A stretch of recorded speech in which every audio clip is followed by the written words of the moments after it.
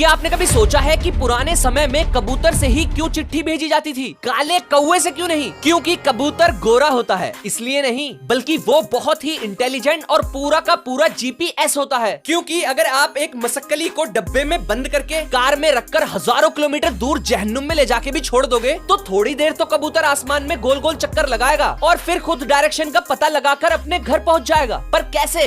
इसका actual reason scientist भी नहीं जानते। बस उनका मानना है कि ये सूरज और अर्थ के मैग्नेटिक फील्ड से शायद अपने घर की